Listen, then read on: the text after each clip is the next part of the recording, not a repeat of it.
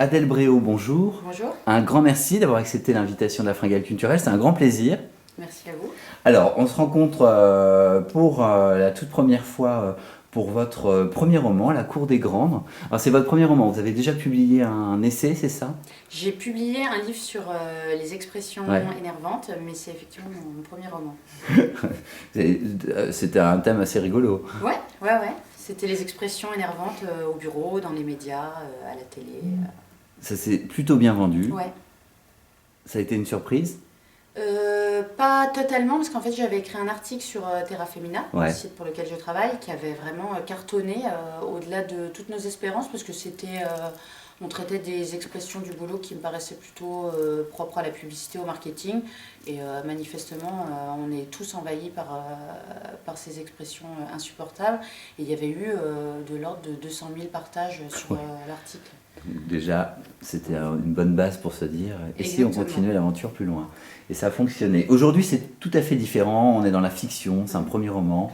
Ça doit être important pour vous parce que c'est, je trouve, un autre enjeu pour quelqu'un qui écrit, puisque votre métier, c'est d'écrire sous toutes les formes. Vous faites des articles, là, vous avez fait un livre sur les expressions. Aujourd'hui, c'est La Cour des Grandes, disponible aux éditions Jean-Claude Lattès. Et c'est le premier tome, parce qu'il y a un deuxième tome qui est aussi disponible, qui s'appelle, vous allez m'aider, parce que j'ai... Les jeux de garçons. Voilà.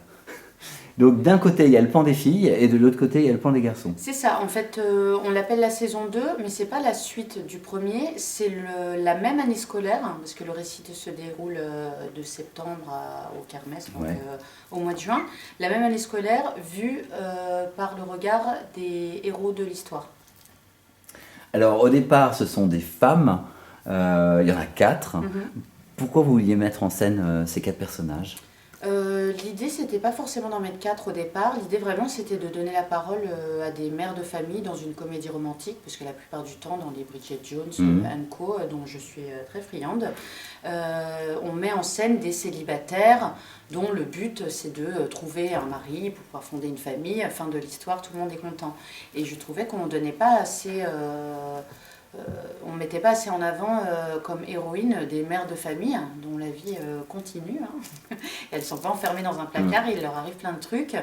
Et c'est vrai que j'avais souvent essayé avec un seul personnage et je sais pas, j'y arrivais pas, ça me paraissait en plus trop auto-centré. J'avais peur peut-être qu'on pense que c'était moi le personnage. Et dès lors que j'en ai pris 4, avec le choix assumé d'en prendre 4 parce que ça fonctionne bien, on le voit dans Sex and the City, les Desperate Housewives et autres.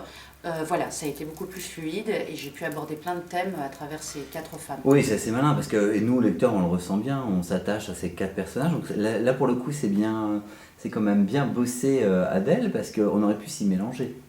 Oui, je m'y suis un petit peu mélangée à un moment du récit.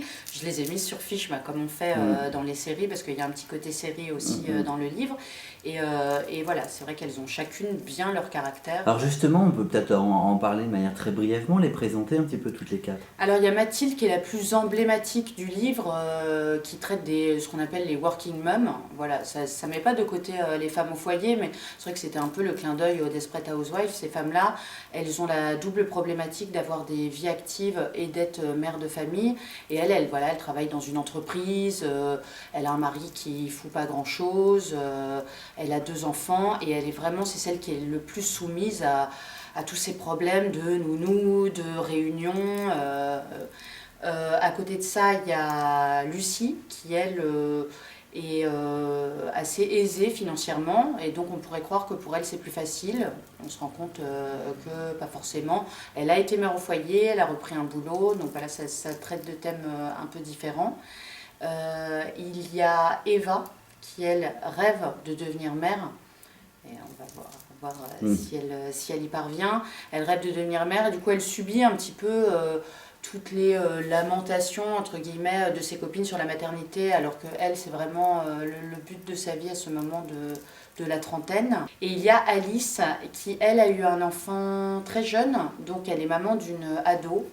Et son mari l'a quittée récemment pour une jeune femme. Voilà. Donc ça permet de traiter la maternité d'une manière un peu différente de celle de lorsqu'on a des petits-enfants. Alors sur le coup, on se dit, oh là là, qu'est-ce que c'est que ce grand projet dans lequel Adèle Bréau s'est embarquée? Parce qu'effectivement, à travers la présentation des personnages, il y a plein de thèmes de société, beaucoup de questions de femmes, et on se dit, oh là là, est-ce qu'elle n'a pas voulu, au départ, c'est l'a priori que j'ai eu avant de lire, tout mettre dans un premier roman? Et puis finalement, non. Finalement, c'est bien foutu, on n'a pas envie de lâcher, c'est très bien construit au niveau des chapitres. Merci. Donc voilà, donc c'est assez plaisant. Pourtant, je suis un garçon et ça m'a plu. Et du coup, pourquoi l'idée après de raconter la même année, mais du côté des mecs?